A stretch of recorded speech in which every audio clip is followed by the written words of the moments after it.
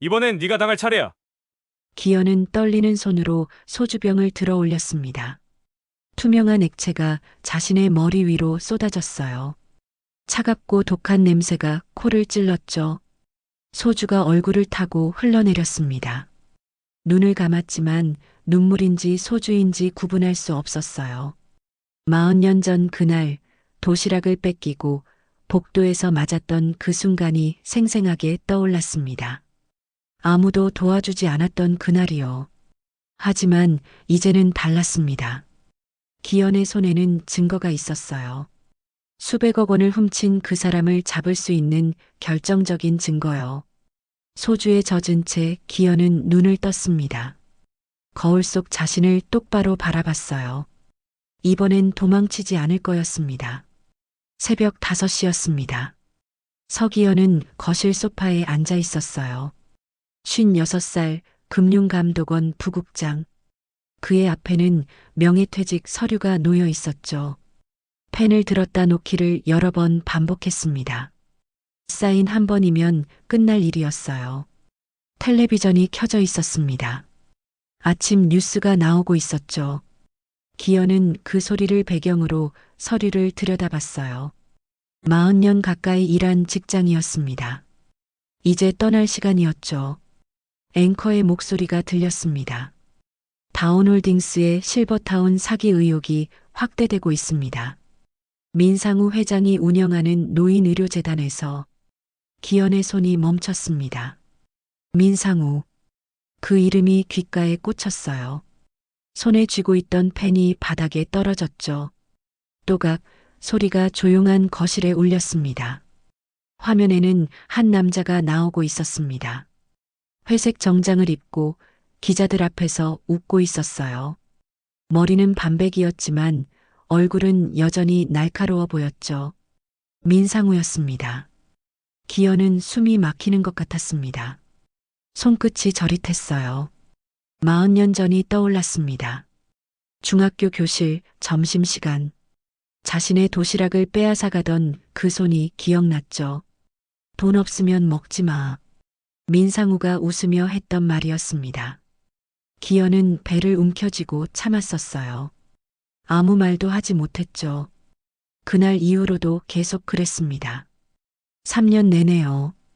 기현은 텔레비전을 끄려다가 멈췄습니다. 화면에서는 피해자 인터뷰가 나오고 있었어요.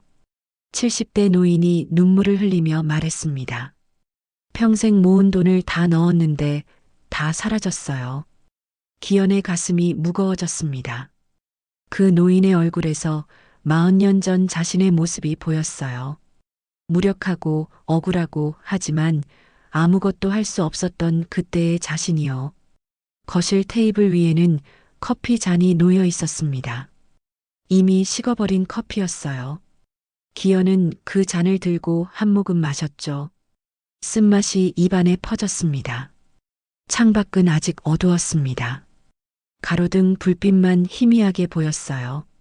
기현은 그 어둠을 바라보며 생각했습니다. 민상우라는 이름, 묻어두려 했던 과거가 다시 떠올랐어요. 명예퇴직 서류를 다시 집어들었습니다. 석 달 후면 정년이었어요. 조용히 마무리하려 했죠. 파도 없이, 소란 없이. 그게 기현이 원하던 거였습니다. 하지만 그 이름을 듣는 순간 모든 게 흔들렸습니다. 평온함이 깨졌어요. 가슴속 깊은 곳에서 무언가 끓어오르는 느낌이 들었죠.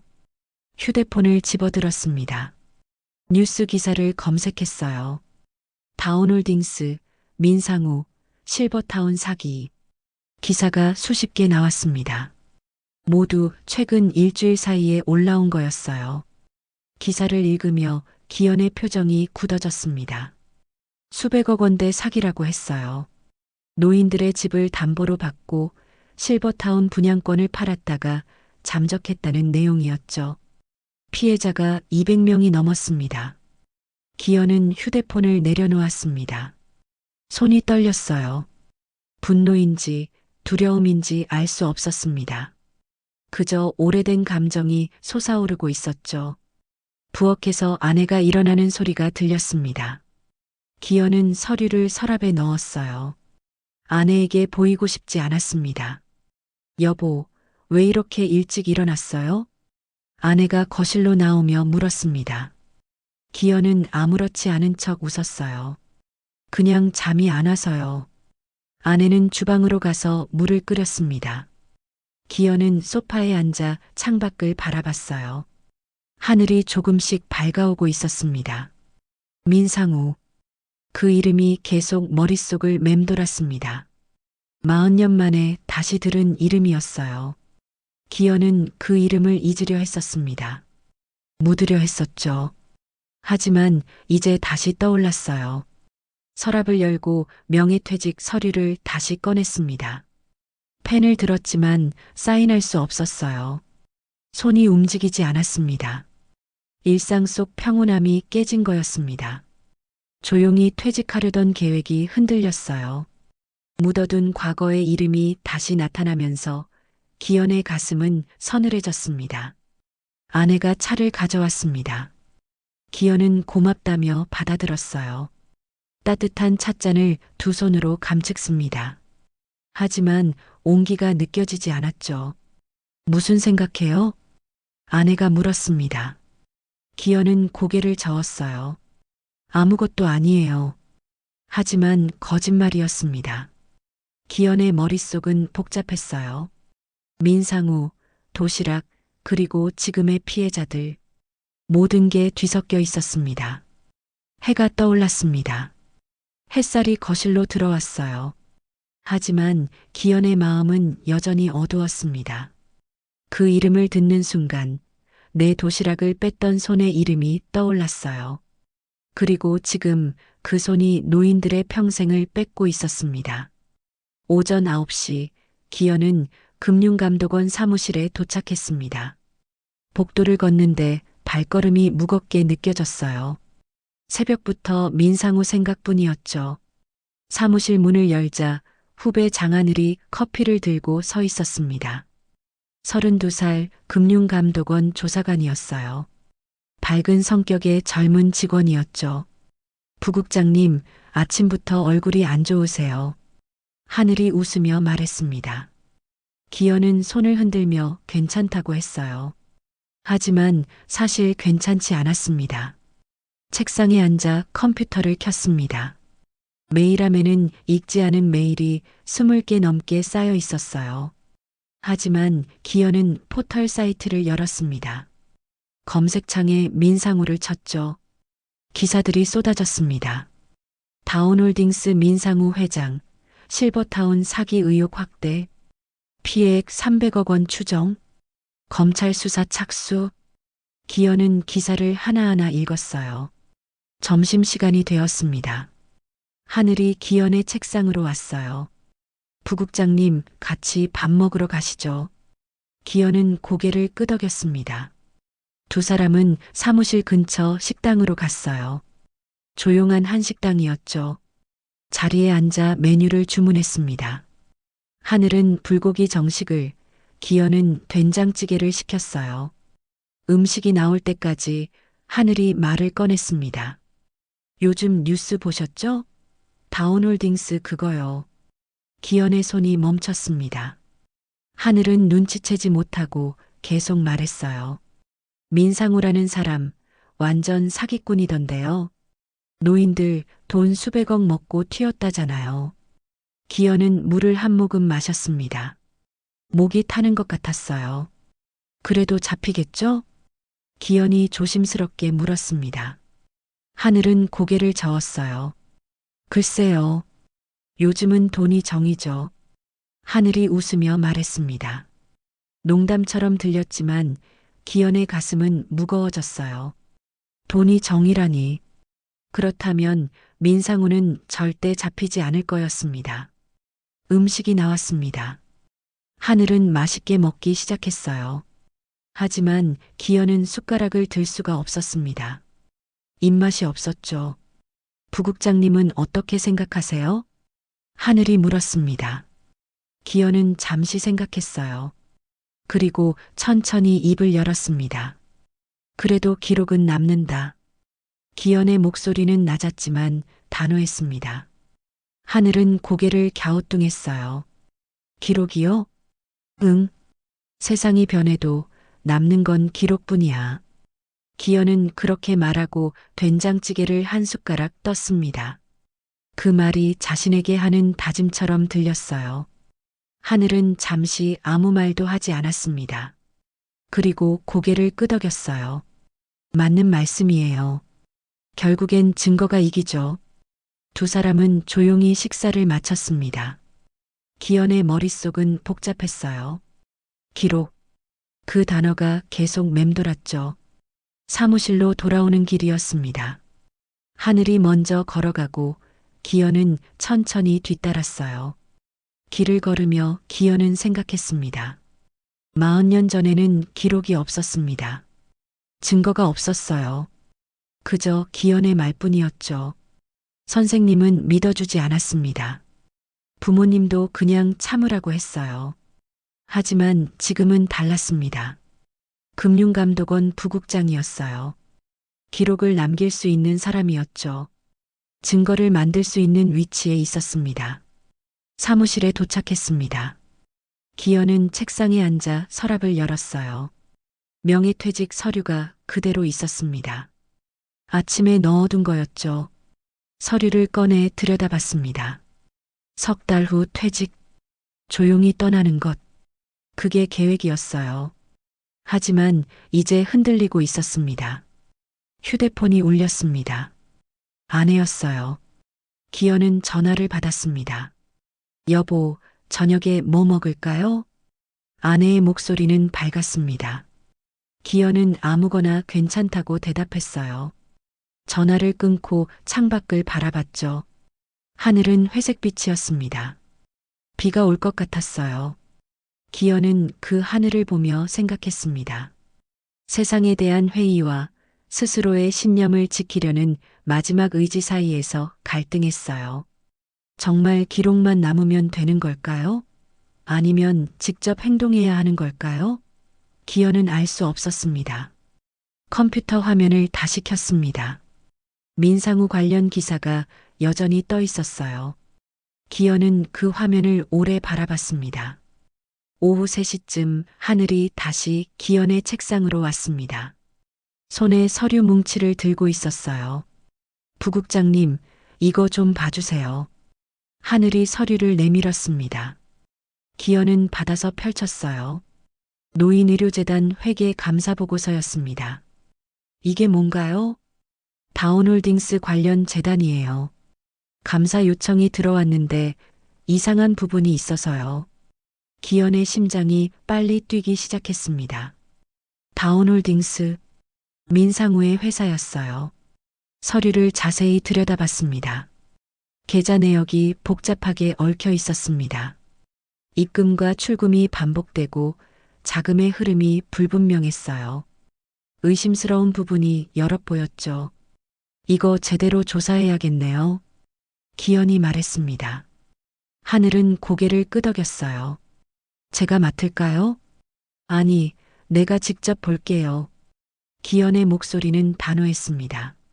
하늘은 약간 놀란 표정을 지었지만 곧 알겠다고 대답했어요. 하늘이 자리로 돌아가고 기현은 혼자 남았습니다. 서류를 다시 펼쳐봤어요. 노인의료재단.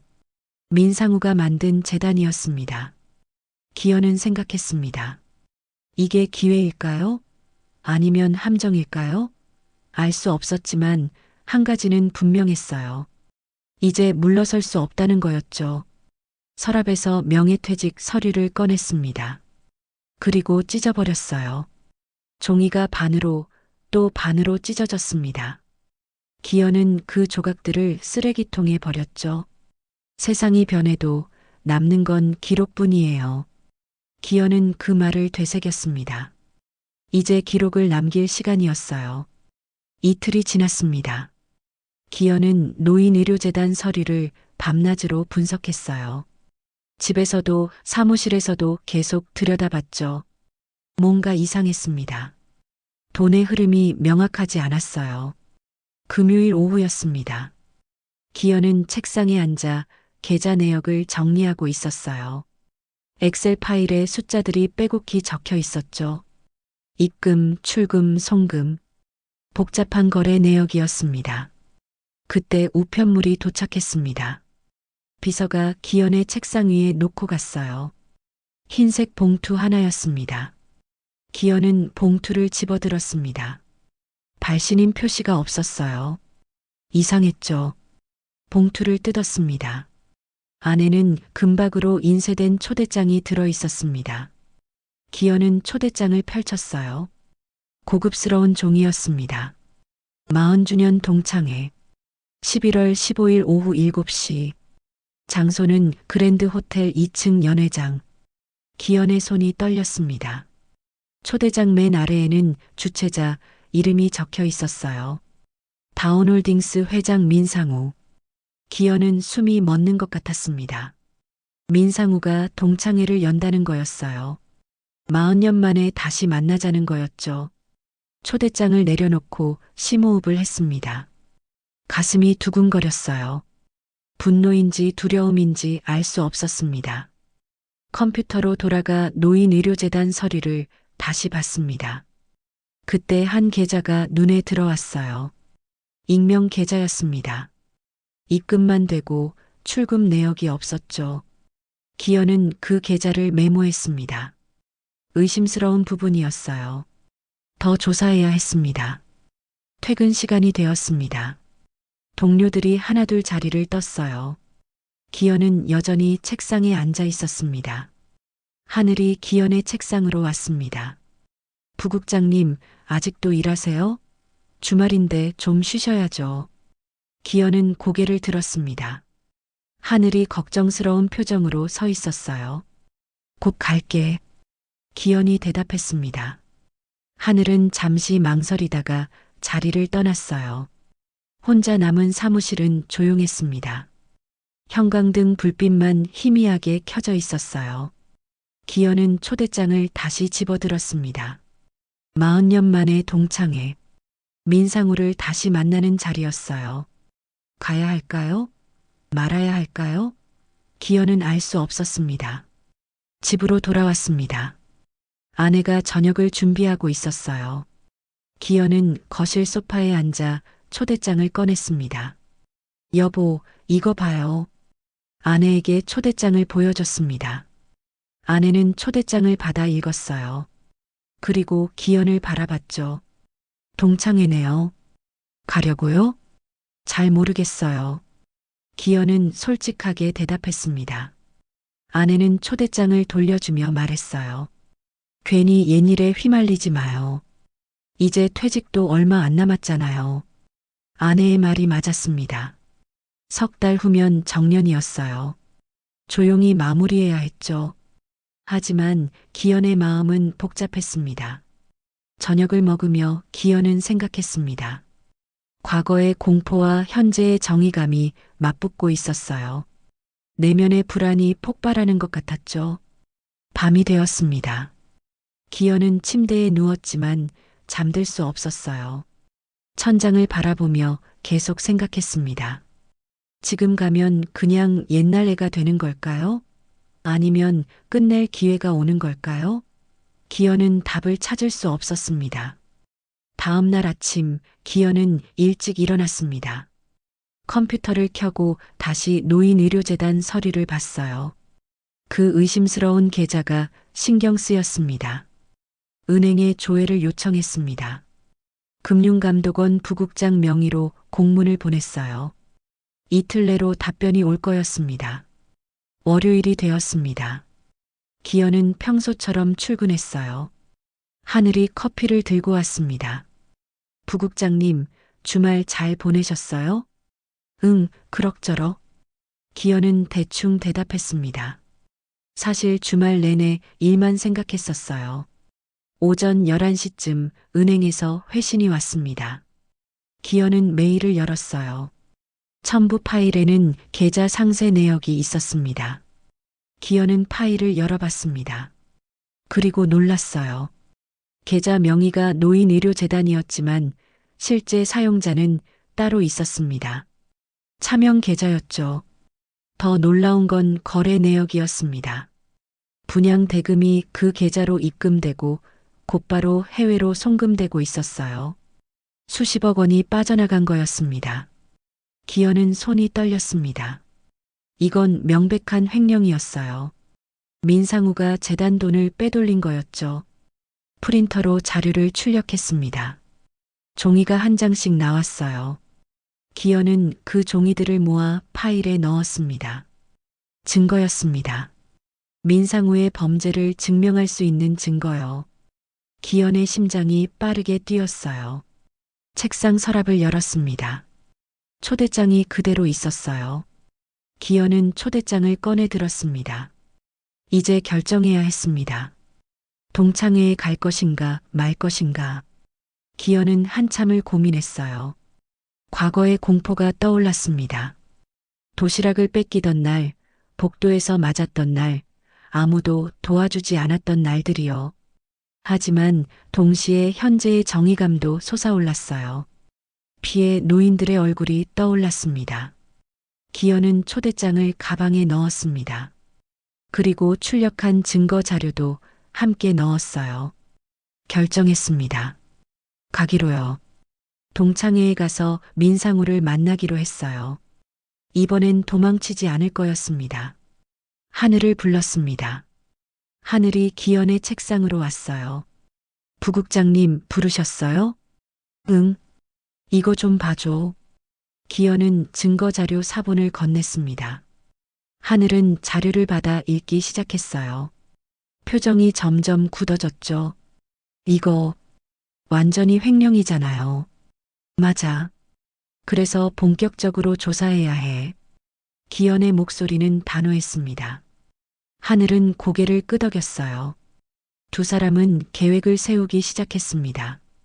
과거의 공포와 현재의 정의감이 맞붙으며 기현의 내면은 불안으로 가득 찼지만 동시에 확신도 생겼어요.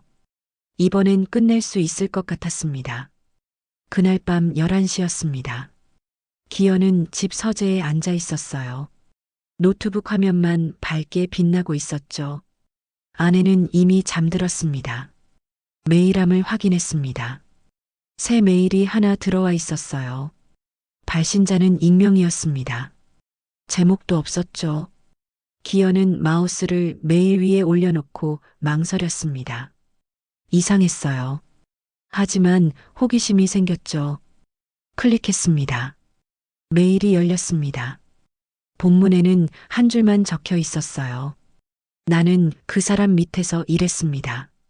기현의 심장이 빠르게 뛰기 시작했습니다. 첨부 파일이 하나 있었어요. 압축 파일이었죠. 기현은 파일을 내려받았습니다. 압축을 풀었습니다. 안에는 엑셀 파일과 사진 파일들이 들어 있었어요. 기현은 엑셀 파일을 먼저 열었습니다. 화면에 숫자들이 가득 찼습니다. 계좌번호, 입금액, 날짜, 송금 내역, 노인의료재단 관련 거래 내역이었어요. 하지만 기현이 확보한 것보다 훨씬 상세했습니다. 차명 계좌가 10개가 넘었습니다. 모두 민상우와 연결되어 있었어요. 분양 대금이 그 계좌들로 흘러들어갔고 곧바로 해외로 빠져나갔죠. 기현은 손으로 입을 막았습니다. 규모가 엄청났어요. 수백억 원이었습니다. 사진 파일을 열었습니다. 계약서 사진이었어요. 노인들이 서명한 실버타운 분양 계약서였죠. 도장이 찍혀 있었고 날짜가 적혀 있었습니다. 다음 사진은 내부 회의록이었습니다. 민상우의 이름이 맨 위에 있었어요. 회의 내용은 자금 유출 계획이었죠. 어떻게 돈을 빼돌릴지 구체적으로 적혀 있었습니다. 기현의 손이 떨렸습니다. 이건 결정적 증거였어요. 민상우의 범죄를 명확히 증명할 수 있는 자료였죠. 마지막 사진을 열었습니다. 은행 통장 사본이었어요. 해외 계좌였습니다. 예금주는 민상우였고 잔액이 적혀 있었죠. 200억 원이 넘었습니다. 기현은 의자에 깊이 기댔습니다. 숨이 가빠졌어요. 이 자료들이 진짜라면 민상우는 끝이었습니다. 다시 매일 본문을 읽었습니다. 나는 그 사람 밑에서 일했습니다. 누구일까요? 왜 이 자료를 보낸 걸까요? 답장을 쓰려고 했습니다. 하지만 발신자 주소가 임시 메일이었어요. 답장을 받을 수 없는 주소였죠. 기현은 다시 첨부 파일들을 확인했습니다. 하나하나 저장했어요. 출력도 했습니다. 프린터가 돌아가는 소리가 조용한 밤에 크게 들렸죠. 종이들이 쌓였습니다. 기현은 그 종이들을 모아 파일에 넣었어요. 손이 떨렸지만 조심스럽게 정리했습니다. 복수심이 올라왔습니다. 40년 전의 기억이 떠올랐어요. 도시락을 뺏기고 맞고 울었던 날들이요. 하지만 기현은 고개를 저었습니다. 이건 복수가 아니에요. 정이었습니다. 노인들을 위한 일이었죠. 기현은 스스로에게 말했습니다. 복수심이 정의감으로 위장에 올라오면 안 된다고요. 하지만 솔직히 복잡했습니다. 정말 순수한 정의감뿐일까요? 아니면 개인적인 복수심이 섞여 있는 걸까요? 기현은 알 수 없었어요. 그의 이름 아래 흘러간 돈의 냄새가 있었습니다. 그건 오래된 분노의 냄새와 같았어요. 기현은 그 냄새를 맡으며 눈을 감았습니다. 새벽 1시가 되었습니다. 기현은 여전히 서재에 앉아 있었어요. 노트북 화면을 계속 들여다봤습니다. 익명의 제보자는 누구일까요? 민상우의 직원일까요? 아니면 피해자 중 한 명일까요? 기현은 궁금했지만 알 방법이 없었어요. 중요한 건 증거였습니다. 이제 민상우를 잡을 수 있는 확실한 증거가 생겼어요. 기현은 파일을 USB에 복사했습니다. 안전하게 보관해야 했죠. 침대로 갔습니다. 아내가 자고 있었어요. 기현은 조용히 누웠습니다. 하지만 잠들 수 없었죠. 천장을 바라보며 생각했습니다. 동창회가 일주일 후였어요. 그때 민상우를 만나게 될 거였죠. 이 증거를 들고요. 어떻게 해야 할까요? 경찰에 먼저 신고해야 할까요? 아니면 동창회에서 직접 대면해야 할까요? 기현은 고민했습니다. 다음 날 아침 기현은 일찍 일어났습니다. 어젯밤 거의 자지 못했어요. 얼굴에 피로가 역력했죠. 출근 준비를 하며 아내에게 말했습니다. 여보, 다음 주 금요일에 동창회 가기로 했어요. 아내는 놀란 표정을 지었습니다. 진짜 가려고요? 제가 말렸잖아요. 알아요. 하지만 가야 할 것 같아요. 기현의 목소리는 단호했습니다. 아내는 한숨을 쉬었지만 더 이상 말리지 않았어요. 사무실에 도착했습니다. 하늘이 이미 와 있었어요. 기현은 하늘을 자기 자리로 불렀습니다. 어젯밤에 메일 하나 받았어. 기현은 USB를 꺼내 하늘에게 건넸습니다. 하늘은 USB를 받아 컴퓨터에 꽂았어요. 파일들을 열어보기 시작했죠. 하늘의 표정이 점점 굳어졌습니다. 파일을 다 확인하고 나서 기현을 바라봤어요. 부국장님, 이거 진짜예요? 아직 확인은 안 했지만 진짜일 가능성이 높아. 이 정도면 검찰에 바로 넘겨야 하는 거 아니에요? 하늘의 목소리는 떨렸습니다. 기현은 고개를 끄덕였어요. 그래야지. 하지만 그 전에 확인할 게 있어. 기현은 동창회 초대장을 꺼내 보여줬습니다. 하늘은 초대장을 보고 이해했어요. 거기서 뭔가 하시려고요? 응. 직접 확인하고 싶어. 기현의 눈빛은 단단했습니다. 하늘은 걱정스러운 표를 지었지만 고개를 끄덕였어요. 복수심이 정의감으로 위장에 올라오고 있었지만 기현은 이제 멈출 수 없었습니다. 일주일이 흘렀습니다. 동창회가 이틀 앞으로 다가왔어요. 기현은 매일 밤 고민했습니다. 정말 가야 할까요? 수요일 저녁이었습니다. 기현은 거실 소파에 앉아 있었어요. 아내가 차를 가져왔죠. 여보, 아직도 동창회 가려고요? 아내의 목소리는 걱정스러웠습니다. 기현은 고개를 끄덕였어요. 가야 할 것 같아요. 괜히 옛일에 휘말리지 말아요. 당신 은퇴 석 달밖에 안 남았잖아요. 아내의 말이 맞았습니다. 조용히 마무리해야 했어요. 하지만 기현의 마음은 이미 정해져 있었죠. 알아요. 하지만 이번엔 달라요. 기현은 그렇게 말하고 차를 마셨습니다. 따뜻했지만 마음은 여전히 무거웠어요. 다음 날 사무실에서 하늘이 찾아왔습니다. 심각한 표정이었어요. 부국장님, 동료들이 다 말려요. 은퇴 앞두고 사고 치지 말라고요. 하늘의 말에 기현은 쓴웃음을 지었습니다. 모두가 말리고 있었어요. 아내도 동료들도요. 너는 어떻게 생각해? 기현이 물었습니다. 하늘은 잠시 망설이다가 대답했어요. 저는 부국장님이 하시고 싶은 대로 하세요. 제가 도울게요. 하늘의 말에 기현은 고마웠습니다.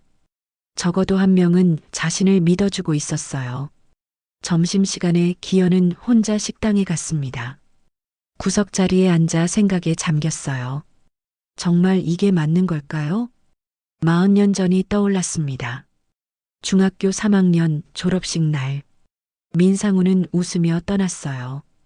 기현은 그저 지켜볼 수밖에 없었죠. 그날의 무력감이 아직도 생생했습니다. 하지만 이번은 달랐습니다. 기현은 더 이상 무력한 학생이 아니었어요. 금융감독원 부국장이었죠. 증거도 있었고 권한도 있었습니다. 식사를 마치고 사무실로 돌아왔습니다. 책상 위에 서류 뭉치가 놓여 있었어요. 노인들의 탄원서였습니다. 기현은 탄원서를 펼쳐 읽었습니다. 70대 할머니가 쓴 글이었어요. 떨리는 글씨로 적혀 있었죠. 평생 모은 돈을 다 잃었습니다. 이제 살 곳이 없습니다. 제발 도와주세요. 기현의 가슴이 뭉클해졌습니다. 다음 탄원서를 읽었어요. 80대 할아버지였습니다. 아내가 아파서 병원비가 필요한데 돈이 한 푼도 없습니다. 민상우 회장을 꼭 잡아주세요. 탄원서는 수십 장이었습니다. 기현은 하나하나 읽었어요. 읽을수록 분노가 치솟았죠. 하지만 동시에 확신도 생겼습니다. 이건 개인의 복수가 아니었습니다. 누군가의 노후를 지키는 정의였어요. 기현은 탄원서를 가슴에 안았습니다. 40년 전에는 나 하나였습니다. 하지만 이번에는 나 혼자가 아니었어요. 수백 명의 피해자가 있었죠. 그들을 위해 싸워야 했습니다. 저녁이 되어 집으로 돌아왔습니다. 아내가 저녁을 준비하고 있었어요. 기현은 거실에 앉아 탄원서 사본을 다시 꺼냈습니다.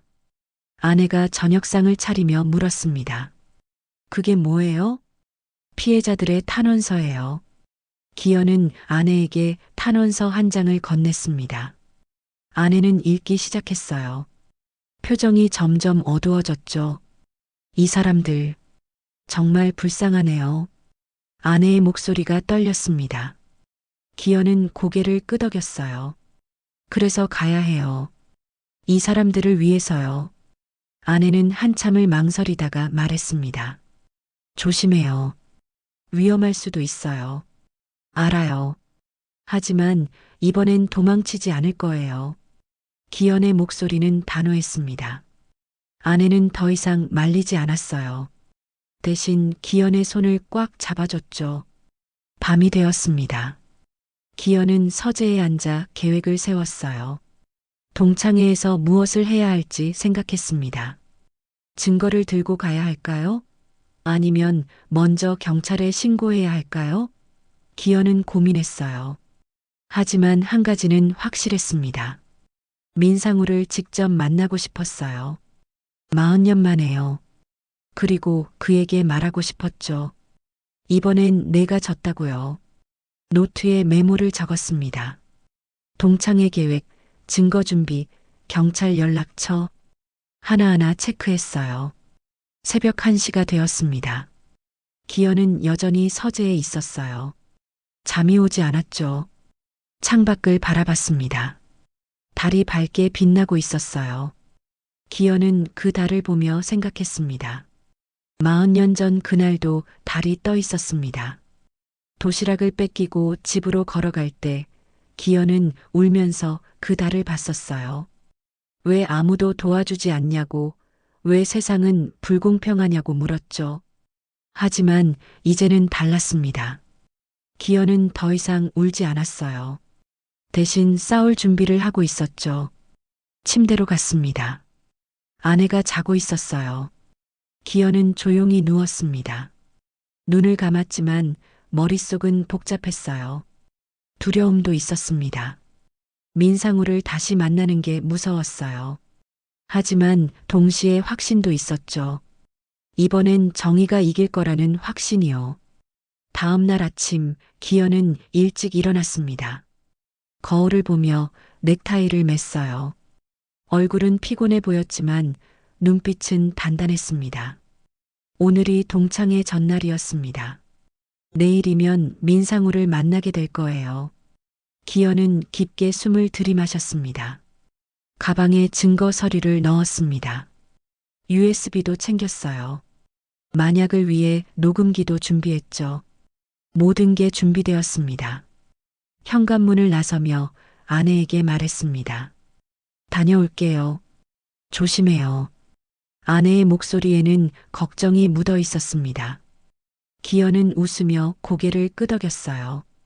이건 개인의 복수가 아니라 누군가의 노후를 지키는 정의라는 확신이 있었습니다.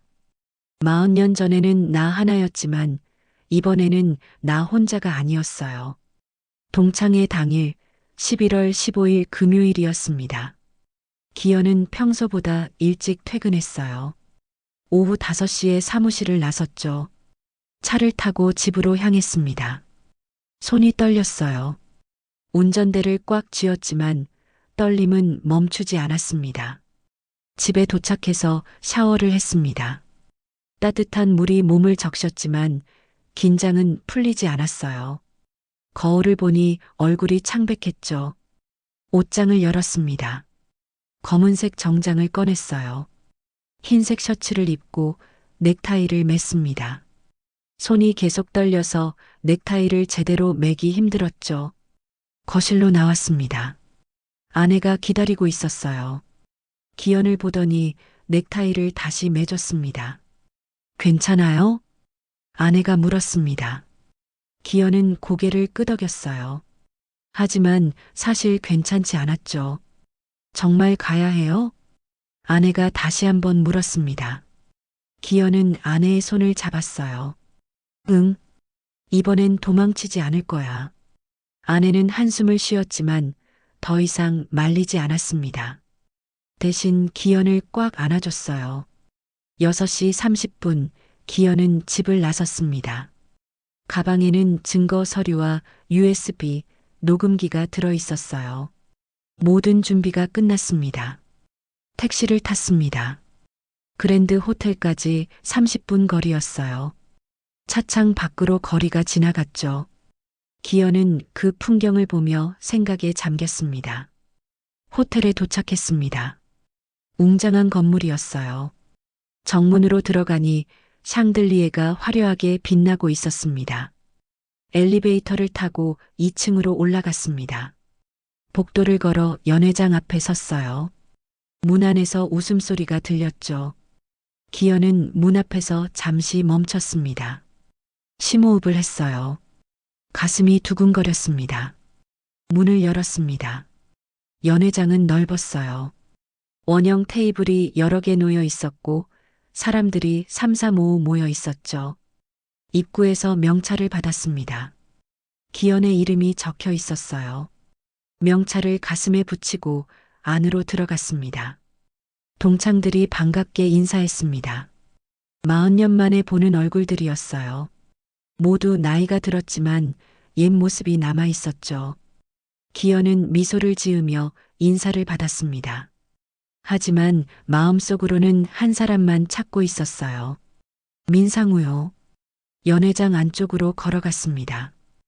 그때 웅성거리는 소리가 들렸어요. 사람들이 한쪽으로 모여 있었죠. 기현도 그쪽으로 다가갔습니다.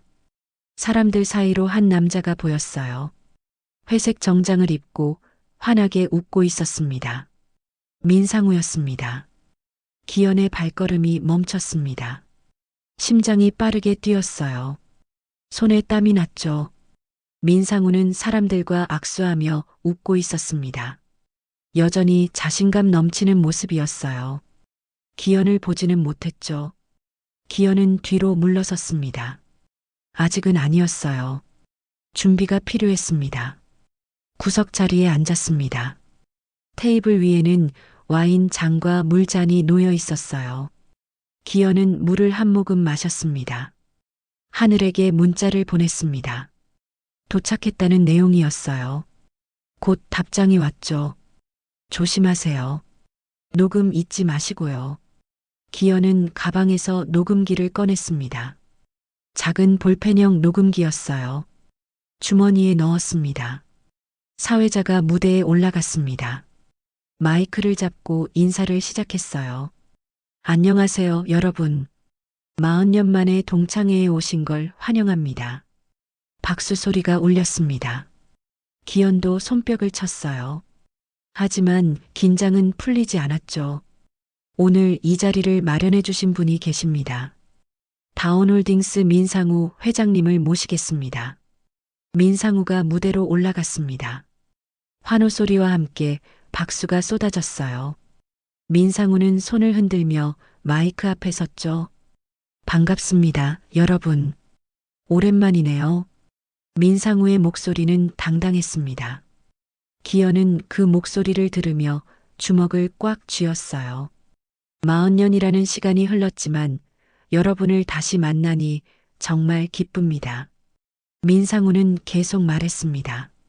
자신의 성공 이야기, 회사 이야기를 했어요.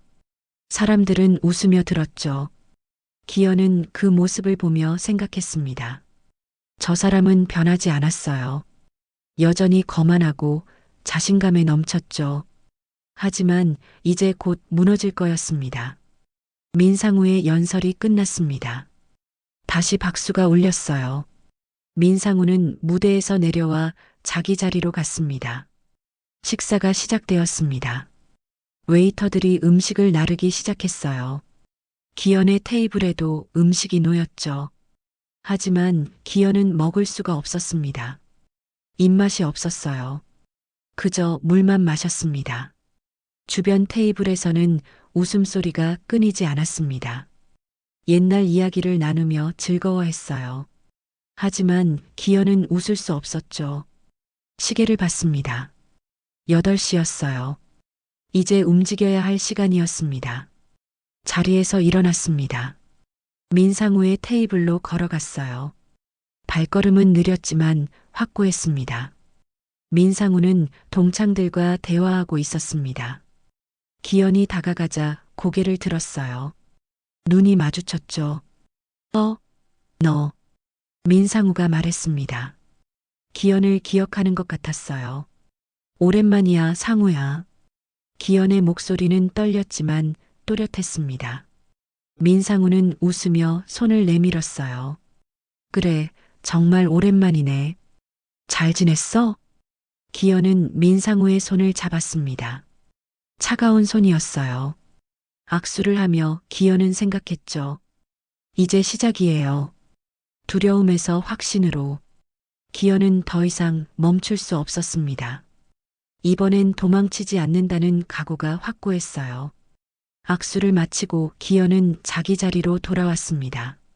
손이 떨렸어요. 민상우를 직접 만났다는 게 믿기지 않았죠. 자리에 앉자 옆에 누군가 앉았습니다. 기현은 고개를 돌렸어요. 40대 여자였습니다. 명찰을 보니 오미정이라고 적혀 있었죠. 안녕하세요. 미정이 먼저 인사했습니다. 기현은 고개를 끄덕이며 인사를 받았어요. 저 기억하세요?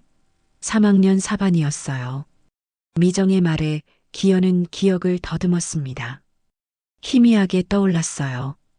조용했던 여학생이었죠. 아, 맞아요. 오래간만이네요. 두 사람은 잠시 옛날 이야기를 나눴습니다. 학창 시절, 선생님들, 친구들 이야기요. 하지만 기현의 마음은 다른 곳에 있었어요. 미정이 갑자기 목소리를 낮췄습니다. 저, 사실 오늘 여기 온 이유가 따로 있어요. 기현은 미정을 바라봤습니다. 미정의 표정이 심각했어요. 저는 지금 방송국 PD예요. 사회부에서 일하죠. 기현의 심장이 빠르게 뛰기 시작했습니다. 방송국 PD라니요. 다운홀딩스 사건 알고 계시죠? 미정이 조심스럽게 물었습니다. 기현은 천천히 고개를 끄덕였어요. 네, 알아요. 저, 그 사건 취재하고 있어요. 민상우 회장 말이에요. 미정의 목소리는 더 작아졌습니다. 기현은 숨을 죽이고 들었어요. 몇 년 전에 제가 그 재단 홍보 영상을 찍었어요. 당시엔 몰랐죠. 사기인 줄이요. 미정의 눈에 죄책감이 가득했습니다. 기현은 그 눈빛을 보며 이해했어요. 지금 후회하시는 거예요? 네. 제가 그 영상을 안 찍었다면 피해자가 줄었을지도 몰라요. 미정의 목소리가 떨렸습니다. 기현은 미정의 어깨를 가볍게 두드렸어요. 그건 당신 잘못이 아니에요. 아니에요. 제 책임이 있어요. 그래서 이번엔 제대로 돕고 싶어요. 미정의 눈빛이 단호해졌습니다. 기현은 그 눈빛을 보며 희망을 느꼈어요. 혹시 금융감독원 부국장이시죠? 미정이 조심스럽게 물었습니다. 기현은 놀랐어요. 어떻게 알았을까요? 제가 조사하다 보니 알게 됐어요. 부국장님이 노인의료재단 감사하신다는 거요. 기현은 잠시 망설이다가 고개를 끄덕였습니다. 미정은 안도의 한숨을 쉬었어요. 도와드리고 싶어요. 제가 할 수 있는 게 있다면 뭐든지요. 미정의 말에 기현은 가슴이 뭉클해졌습니다. 혼자 싸우던 싸움이 아니었어요. 이제 함께하는 사람이 생긴 거였죠. 고맙습니다. 하지만 위험할 수도 있어요. 알아요. 그래도 하고 싶어요. 이번엔 제대로요. 미정의 목소리는 확고했습니다. 기현은 가방에서 USB 하나를 꺼냈어요. 이거 증거예요. 혹시 모르니까 백업으로 갖고 계세요. 기현은 USB를 미정에게 건넸습니다. 미정은 USB를 받아 가방에 넣었어요. 고맙습니다. 꼭 잘 쓸게요. 두 사람은 잠시 침묵했습니다. 주변에서는 웃음소리가 계속 들렸어요. 하지만 기현과 미정은 조용히 앉아 있었죠. 그분 말이에요. 미정이 다시 입을 열었습니다. 기현은 미정을 바라봤어요. 학교 다닐 때도 그랬어요. 약한 애들 괴롭히고 돈 뺏고요. 미정의 목소리에 분노가 묻어 있었습니다. 기현은 고개를 끄덕였어요. 자신도 피해자였으니까요. 저도 한번 당한 적 있어요. 도시락을 빼앗겼죠. 기현이 처음으로 털어놨습니다. 미정은 놀란 표정을 지었어요. 부국장님도요? 네. 그래서 이번엔 꼭 잡고 싶어요. 기현의 목소리는 단호했습니다. 미정은 기현의 손을 잡았어요. 함께해요. 우리 함께 잡아요. 그 말이 기현에게 큰 힘이 되었습니다. 세상이 조금 덜 추워지는 것 같았어요. 혼자가 아니라는 사실이 기현을 강하게 만들었죠. 식사가 끝나고 사람들이 자유롭게 돌아다니기 시작했습니다. 기현과 미정도 자리에서 일어났어요. 연락처 교환해요. 미정이 휴대폰을 꺼냈습니다. 두 사람은 번호를 교환했어요. 필요한 게 있으면 언제든 연락하세요. 고맙습니다. 미정 씨도요. 두 사람은 헤어졌습니다. 기현은 다시 민상우 쪽을 바라봤어요. 민상우는 사람들에게 둘러싸여 있었죠. 기현은 생각했습니다. 이제 동료가 생겼어요. 미정이라는 든든한 동료가요. 함께라면 할 수 있을 것 같았습니다. 화장실로 갔습니다. 거울 앞에 서서 얼굴을 씻었어요. 찬물이 얼굴에 닿자 정신이 맑아졌죠. 주머니에서 녹음기를 꺼냈습니다. 작동하는지 확인했어요. 빨간불이 깜빡이고 있었습니다. 제대로 녹음되고 있었죠. 다시 연회장으로 돌아왔습니다. 민상우가 무대 근처에 서 있었어요. 몇몇 동창들과 이야기하고 있었죠. 기현은 천천히 다가갔습니다. 이제 본격적으로 시작할 시간이었어요. 민상우 옆으로 갔습니다. 민상우가 기현을 보고 웃었어요. 아, 기현이. 같이 사진 찍을까? 민상우가 기현의 어깨에 팔을 두르려 했습니다. 기현은 살짝 물러섰어요. 잠깐만요. 얘기 좀 하고 싶은데요. 기현의 목소리는 차분했습니다. 민상우는 고개를 갸우뚱했어요. 무슨 얘기? 요즘 사업은 어때요? 뉴스에서 봤어요. 기현의 질문에 민상우의 표정이 살짝 굳어졌습니다. 하지만 곧 웃음을 지었어요. 아, 그거 다 오해예요. 곧 해결될 거야. 민상우는 여유롭게 대답했습니다. 기현은 그 모습을 보며 녹음기를 확인했어요. 주머니 속에서 작동하고 있었죠. 그래요? 다행이네요. 기현은 웃으며 말했습니다. 하지만 속으로는 준비하고 있었어요. 이제 진짜 질문을 던질 시간이었죠. 혼자 싸우던 싸움이 함께하는 정의로 변하고 있었습니다. 기현은 민상우와 계속 대화를 이어갔습니다. 겉으로는 옛 친구처럼 웃고 있었지만 속으로는 긴장의 끈을 놓지 않았어요. 민상우가 회사 이야기를 물어왔을 때 기현은 자신이 금융감독원 부국장이라고 밝혔습니다. 그 순간 민상우의 눈빛이 미묘하게 변했어요. 경계하는 기색이 스쳤죠. 하지만 곧 여유로운 웃음을 지으며 기현의 어깨를 툭 쳤습니다. 그 손의 감촉이 기현에게 40년 전의 기억을 불러일으켰습니다. 그때도 민상우는 이렇게 기현을 건드렸었어요. 무력하게 만드는 손길이었죠. 하지만 이제는 달랐습니다. 기현은 더 이상 그 손에 위축되지 않았어요. 기현은 자연스럽게 화제를 돌렸습니다. 다운홀딩스 이야기를 꺼냈죠. 민상우는 자랑스러운 표정으로 자신의 성공을 늘어놓기 시작했습니다. 직원 300명, 매출 1,000억 원을 넘었다는 이야기였어요. 기현은 고개를 끄덕이며 들었습니다. 주머니 속 녹음기가 모든 말을 담고 있었죠. 노인의료재단 이야기를 꺼내자 민상우의 표정이 잠깐 굳었습니다. 하지만 곧 회복하며 노인을 돕는 좋은 일이라고 말했어요. 실버타운 분양 이야기도 자신감 넘치게 설명했죠. 200명이 넘는 사람들이 신청했다고 자랑했습니다. 기현은 그 숫자를 들으며 가슴이 무거워졌습니다. 200명이 넘는 노인들이 사기를 당한 거였어요. 평생 모은 돈을 잃은 사람들이죠. 하지만 기현은 표정을 평온하게 유지했습니다. 분노를 속으로 삼키며 계속 질문했어요. 착공 시기를 묻자 민상우는 내년 초라고 대답했습니다. 거짓말이었어요. 기현은 이미 알고 있었죠. 착공 계획 같은 건 애초에 없었습니다. 돈만 모으고 도망갈 생각이었던 거예요. 분양 대금을 다 받았다는 민상우의 말을 들으며 기현은 주머니 속 녹음기를 만졌습니다. 모든 게 증거로 남고 있었죠.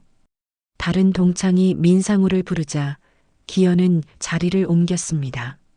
멀리서 미정이 기현을 보고 있었어요. 기현은 눈짓으로 신호를 보냈죠. 잘 진행되고 있다는 의미였습니다. 화장실로 가서 녹음기를 확인했습니다. 제대로 작동하고 있었어요. 민상우의 목소리가 선명하게 담겨 있었죠. 기현은 안도의 한숨을 쉬었습니다. 휴대폰으로 하늘에게 문자를 보냈어요. 하늘의 답장은 조심하라는 내용이었죠. 기현은 그 걱정이 고마웠습니다. 연회장으로 돌아오니 분위기가 더욱 자유로워져 있었습니다. 사람들이 테이블을 옮겨 다니며 웃고 떠들고 있었어요. 기현은 민상우가 있는 테이블로 다시 갔습니다. 여러 동창이 함께 앉아 있었죠. 한 동창이 기현을 불러 자리에 앉혔습니다. 동창들은 옛날 이야기를 꺼냈습니다. 학창 시절의 추억들을 나누며 웃었어요. 기현은 조용히 들으며 미소를 지었습니다. 그때 한 동창이 웃으며 말했죠. 민상우가 기현의 도시락을 뺏었던 일을 기억하냐고요. 순간 자리가 조용해졌습니다. 기현의 심장이 빠르게 뛰었어요. 그날의 기억이 생생하게 떠올랐죠. 복도에서 울면서 쫓아갔던 기억이요.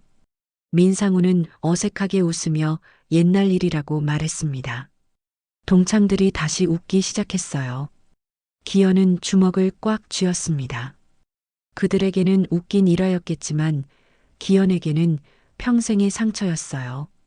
별로 웃긴 일이 아니었다고 조용히 말하자 동창들의 웃음이 멈췄습니다. 분위기가 어색해졌죠. 한 동창이 미안하다고 말했지만 기현은 괜찮다며 웃었습니다. 속으로는 분노가 끓어오르고 있었지만요. 민상우는 불편한 표정으로 술을 마셨습니다. 자리가 다시 활기를 되찾았지만 기현과 민상우 사이에는 미묘한 긴장감이 흘렀어요. 기현은 민상우를 계속 관찰했습니다. 민상우는 술을 많이 마시고 있었어요. 얼굴이 붉어지고 말도 점점 많아졌죠. 민상우는 자신이 얼마나 바쁜지, 얼마나 큰 사업을 하는지 자랑하기 시작했습니다. 실버타운 프로젝트가 200억 원짜리라며 대박이라고 떠벌렸어요. 기현은 그 말을 들으며 녹음기가 잘 작동하는지 다시 한번 확인했습니다. 기현이 착공 시기를 다시 물었습니다. 민상우는 술에 취해 앞뒤가 안 맞는 말을 하기 시작했어요. 아직 확정이 안 됐다고, 땅 문제가 있다고 말했죠. 기현은 더 깊이 파고들었습니다. 땅을 확보했냐고 물으니 민상우는 얼버무리며 협의 중이라고 대답했어요. 기현은 확신했습니다. 땅도 없이 돈만 받아낸 거였죠. 분양 계약서에는 착공 날짜가 적혀 있을 텐데 어떻게 할 거냐고 묻자 민상우는 당황하며 나중에 조정할 수 있다고 둘러댔습니다. 얼굴이 더욱 붉어졌어요. 기현은 더 이상 묻지 않았습니다. 충분한 증거를 확보했으니까요. 시계를 보니 9시였습니다. 동창회가 끝나가고 있었어요. 사람들이 하나둘 자리에서 일어나 헤어질 준비를 했죠. 기현도 일어나 가방을 챙겼습니다. 미정이 기현에게 다가와 작은 목소리로 잘 됐냐고 물었어요. 기현은 고개를 끄덕이며 충분히 녹음했다고 대답했습니다. 두 사람은 조용히 연회장을 나왔습니다. 뒤돌아보니 민상우는 여전히 동창들과 이야기하고 있었어요. 자신이 무엇을 말했는지, 무엇이 녹음되었는지 전혀 모르는 듯 했죠. 기현은 이제 다음 단계로 나아갈 준비가 완벽하게 되어 있었습니다. 주머니 속 녹음기에는 민상우의 자백이 고스란히 담겨 있었어요. 다음 날 토요일 아침이었습니다. 기현은 일찍 일어나 서재로 갔어요. 녹음 파일을 컴퓨터로 옮기며 재생해 봤습니다. 민상우의 목소리가 또렷하게 들렸죠. 분양금 이야기, 착공 계획 없다는 말, 땅도 확보 안 했다는 실토까지 모두 완벽하게 담겨 있었어요. 기현의 손이 떨렸습니다. 흥분과 안도감이 뒤섞인 떨림이었죠. 이제 검찰에 넘길 시간이었습니다. 기현은 하늘에게 전화를 걸었어요. 토요일 아침인데도 하늘은 바로 받았습니다. 걱정하는 목소리로 어떻게 됐냐고 물었죠. 기현은 모든 게 잘 됐다고 월요일에 검찰에 넘기겠다고 대답했어요.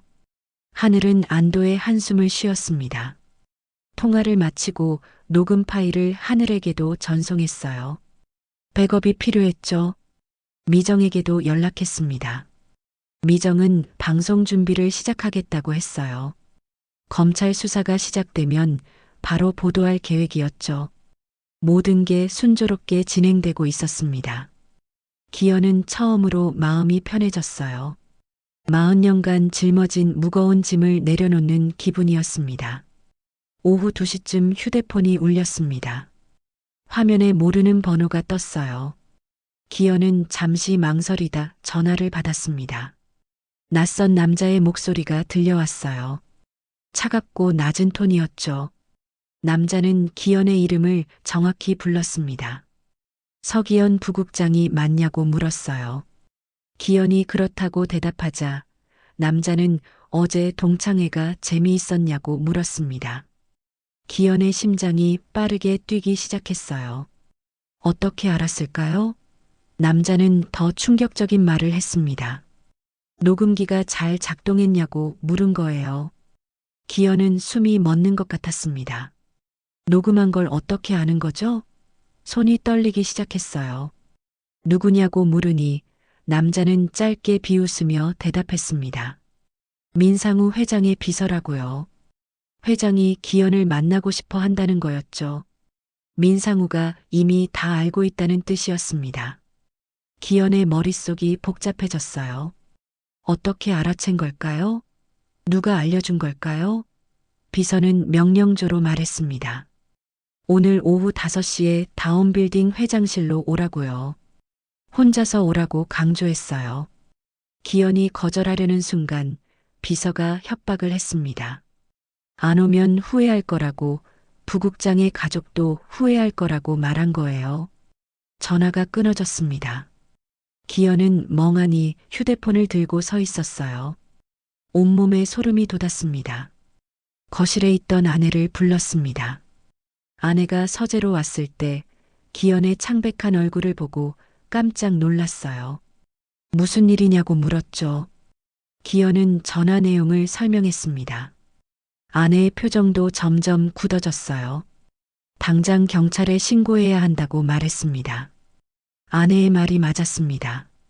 하지만 기현은 망설였어요. 지금 경찰에 신고하면 민상우가 증거를 없앨 수도 있었죠. 게다가 정말 가족에게 위해를 가할 수도 있었습니다. 기현은 일단 만나보고 오겠다고 말했어요. 아내는 반대했지만 기현의 결심은 굳어 있었습니다. 오후 4시 30분 기현은 집을 나섰습니다. 다운빌딩까지 차로 30분 거리였어요. 운전하면서 기현은 계속 생각에 잠겼습니다. 민상우가 무슨 말을 할까요? 어떻게 대처해야 할까요? 손에 땀이 났습니다. 다운빌딩에 도착했습니다. 높은 유리 건물이 하늘을 찌를 듯 솟아 있었어요. 로비로 들어가니 비서가 기다리고 있었습니다. 전화했던 그 남자였죠. 키가 크고 체격이 좋았어요. 무표정한 얼굴로 기현을 쳐다봤습니다. 비서는 말없이 기현을 엘리베이터로 안내했습니다. 최상층 버튼을 눌렀어요. 엘리베이터가 빠르게 올라가는 동안 둘은 한마디도 하지 않았습니다. 밀폐된 공간 안에서 기현의 심장 소리만 크게 들리는 것 같았어요. 최상층에 도착했습니다. 복도를 지나 큰 문 앞에 섰어요. 회장실이라는 금색 명패가 빛나고 있었습니다. 비서가 문을 두드리자 안에서 민상우의 목소리가 들렸어요. 들어오라는 말이었죠. 비서가 문을 열고 기현을 안으로 밀어넣듯 들어가게 했습니다. 넓은 사무실이었습니다. 한쪽 벽은 통유리로 되어 있어 서울 시내가 한눈에 보였어요. 큰 책상 뒤에 민상우가 앉아 있었습니다. 어제 동창회 때와는 완전히 다른 모습이었어요. 냉정하고 날카로운 표정이었죠. 웃음기가 전혀 없었습니다. 민상우가 손으로 소파를 가리켰습니다. 앉으라는 신호였어요. 기현은 소파에 앉았습니다. 민상우도 맞은편 소파로 왔어요. 낮은 테이블을 사이에 두고 두 사람이 마주 앉았죠. 긴장감이 공기를 무겁게 짓눌렀습니다. 민상우가 먼저 입을 열었습니다. 어제 동창회가 즐거웠다고, 오랜만에 옛 친구들을 만나서 좋았다고 말했어요. 하지만 그 말투에는 비아냥이 섞여 있었죠. 기현은 대답하지 않고 민상우를 똑바로 바라봤습니다. 민상우는 본론을 꺼냈습니다. 기현이 녹음을 했다는 걸 알고 있다고 왜 그랬냐고 물었어요. 민상우의 눈빛이 차갑게 식어 있었습니다. 기현은 떨리지 않는 목소리로 대답했어요. 민상우가 사기를 쳤기 때문이라고요. 민상우는 비웃으며 사기라니 무슨 사기냐고 되물었습니다. 자신은 사업을 하는 거라고 우겼어요. 기현은 정확하게 짚어냈습니다. 노인들 돈 수백억 원을 빼돌렸다는 것, 실버타운 착공 계획 같은 건 애초에 없었다는 것을요. 민상우의 표정이 순간 굳어졌습니다. 잠시 침묵이 흘렀습니다. 민상우가 일어나 창가로 걸어갔어요. 뒷짐을 진 채 서울 시내를 내려다봤죠. 그리고 갑자기 물었습니다. 기현이 아직도 그때 일을 기억하냐고요. 도시락 사건을 말하는 거였습니다. 기현은 짧게 대답했습니다. 기억한다고요. 민상우가 돌아서며 물었어요.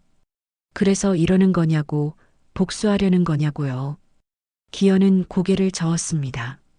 복수가 아니라 정의라고 단호하게 말했어요. 민상우는 크게 웃었습니다. 비아냥거리는 웃음이었어요. 정의라니 웃기는 소리라고, 세상에 정의 같은 건 없다고 말했죠. 민상우는 다시 소파로 와서 앉았습니다. 기현을 똑바로 바라보며 위협했어요. 녹음 파일을 검찰에 넘기면 자신은 끝이지만 기현도 끝이라고 말했습니다. 기현의 가족도 무사하지 못할 거라고 협박했어요. 기현은 주먹을 꽉 쥐었습니다. 분노가 치솟았지만 참았어요. 민상우는 테이블 위에 두툼한 봉투 하나를 올려놓았습니다. 그 안에 10억 원어치 수표가 들어있다고 말했어요. 가져가라고, 그리고 녹음 파일을 지우라고 제안했죠. 매수였습니다. 기현은 봉투를 보지도 않았어요. 민상우를 똑바로 바라보며 짧고 명확하게 대답했습니다. 거절한다고요. 기현의 목소리는 확고했습니다. 이제 돌이킬 수 없는 지점을 완전히 넘어선 거였어요. 타협은 없었습니다. 기현의 거절에 민상우의 얼굴이 일그러졌습니다. 순간 분노가 그의 눈에서 타올랐어요. 하지만 곧 차가운 미소로 바뀌었죠. 더 위험한 미소였습니다. 민상우가 휴대폰을 꺼냈습니다. 몇 번 조작하더니 화면을 기현에게 돌렸어요. 사진이었습니다. 기현의 아내가 마트에서 장을 보는 사진이었죠. 오늘 오후에 찍힌 게 분명했습니다. 시간이 화면에 표시되어 있었어요. 기현의 온몸이 얼어붙었습니다. 손이 떨렸어요. 민상우는 화면을 넘겼습니다. 다음 사진에는 기현의 딸이 나와 있었어요. 회사 앞에서 찍힌 사진이었죠. 민상우가 이미 기현의 가족을 미행시키고 있었던 겁니다. 민상우가 조용히 말했습니다. 사람을 다치게 하는 건 쉽다고, 특히 방심하고 있는 사람은 더 쉽다고요. 기현은 주먹을 꽉 쥐었습니다. 손톱이 손바닥에 파고들 정도였어요. 분노와 공포가 뒤섞였죠. 민상우는 테이블 위에 봉투를 다시 가리켰습니다. 마지막 기회라고 말했어요. 10억 원을 가져가고 조용히 살든지 아니면 가족이 다치는 걸 보든지 선택하라고 했죠. 기현의 머릿속이 복잡해졌습니다. 정의와 가족 사이에서 갈등했어요. 하지만 기현은 알고 있었습니다. 여기서 굴복하면 끝이라는 걸요.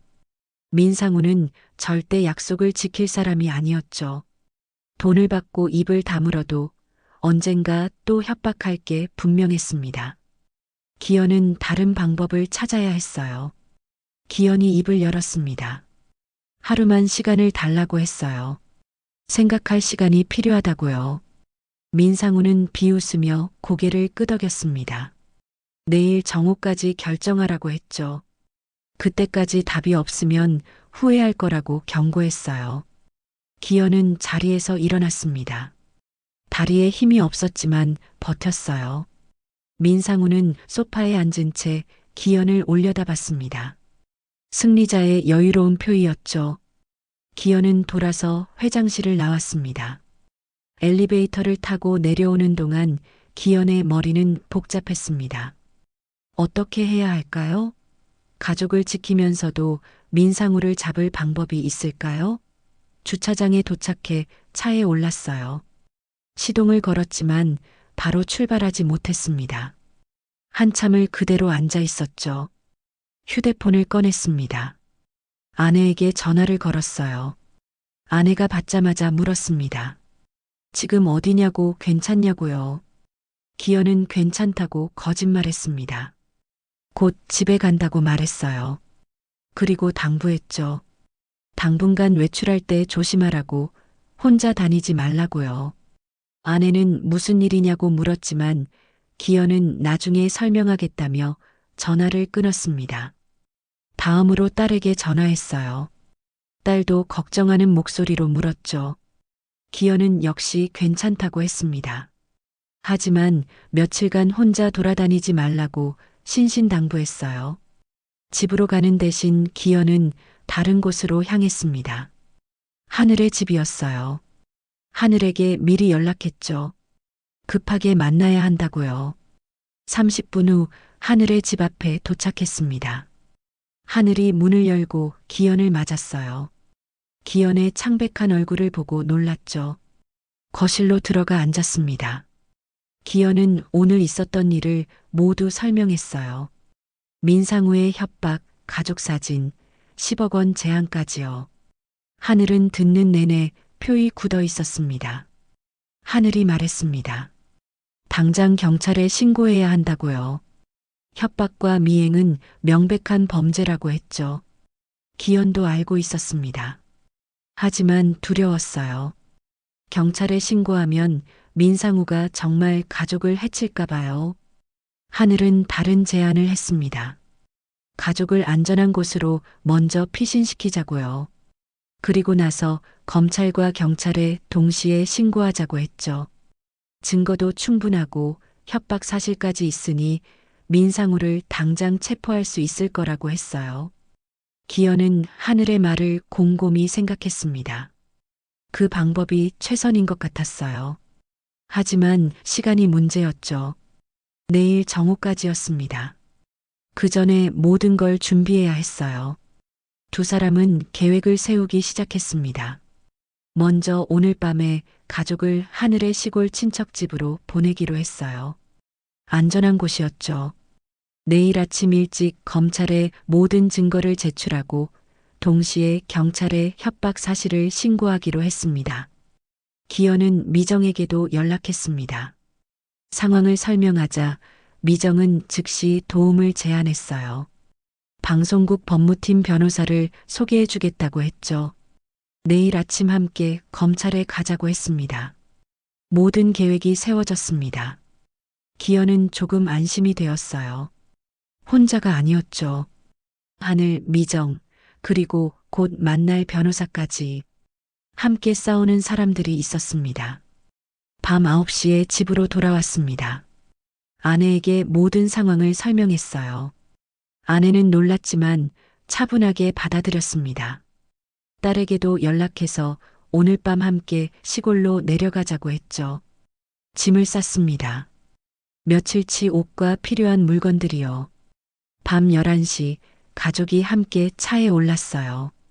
기현이 직접 운전해서 시골까지 데려다 주기로 했습니다. 3시간 거리였죠. 차를 몰며 기현은 백미러를 자주 확인했습니다. 미행하는 차가 있는지 확인하려고요. 다행히 아무도 따라오지 않는 것 같았어요. 고속도로는 한산했습니다. 깊은 밤이었죠. 새벽 2시 시골 마을에 도착했습니다. 하늘의 친척이 문을 열어줬어요. 기현은 아내와 딸을 안전하게 맡겼습니다. 아내가 기현의 손을 꽉 잡았어요. 조심하라고, 꼭 무사히 돌아오라고 말했죠. 기현은 고개를 끄덕였습니다. 걱정하지 말라고, 곧 끝날 거라고 위로했어요. 하지만 속으로는 두려웠습니다. 정말 이길 수 있을까요? 민상우는 강력한 적이었어요. 다시 차에 올라 서울로 향했습니다. 동이 트기 시작했어요. 새로운 하루가 오고 있었습니다. 결전의 날이었죠. 기현은 핸들을 꽉 쥐며 다짐했습니다. 이번엔 절대 지지 않겠다고요. 일요일 아침 6시 기현은 서울에 도착했습니다. 집으로 가지 않고 바로 사무실로 향했어요. 일요일이라 건물은 텅 비어 있었죠. 기현은 자기 책상에 앉아 모든 증거 서류를 다시 한번 정리했습니다. 녹음 파일, 계좌 내역, 익명 제보자의 자료까지요. 아침 8시에 하늘이 도착했습니다. 미정도 곧 왔어요. 세 사람은 회의실에 모여 최종 점검을 했죠. 9시에 검찰청으로 가기로 했습니다. 미정이 소개한 변호사도 검찰청 앞에서 만나기로 했어요. 8시 30분 기현의 휴대폰이 울렸습니다. 모르는 번호였어요. 기현은 전화를 받았습니다. 민상우의 비서 목소리가 들렸죠. 차갑고 위협적인 톤이었어요. 비서가 말했습니다. 회장님이 부국장의 움직임을 다 알고 있다고요. 지금 누구랑 있는지, 무엇을 준비하는지 전부 안다고 했죠. 기현의 등에 식은땀이 흘렀습니다. 어떻게 알았을까요? 비서는 계속 말했습니다. 검찰에 가봤자 소용없다고, 이미 손을 써뒀다고요. 그리고 마지막으로 경고했어요. 오늘 정오까지 회장실로 오지 않으면 부국장의 가족부터 시작할 거라고요. 전화가 끊어졌습니다. 기현은 창백한 얼굴로 하늘과 미정을 바라봤습니다. 전화 내용을 설명하자 두 사람도 긴장했어요. 하늘이 말했습니다. 그래도 계획대로 가야 한다고, 포기할 수 없다고요. 미정도 동의했죠. 세 사람은 사무실을 나섰습니다. 주차장으로 가는 길, 기현은 계속 주변을 살폈어요. 감시당하는 느낌이 들었죠. 차에 올라타려는 순간 기현의 휴대폰이 다시 울렸습니다. 이번엔 아내였습니다. 다급한 목소리였어요. 누군가 시골집 주변을 맴돌고 있다고 했죠. 검은색 세단이 새벽부터 집 앞을 왔다 갔다 한다고요. 기현의 심장이 멎는 것 같았습니다. 기현이 물었습니다. 지금 안전하냐고요. 아내는 떨리는 목소리로 대답했어요.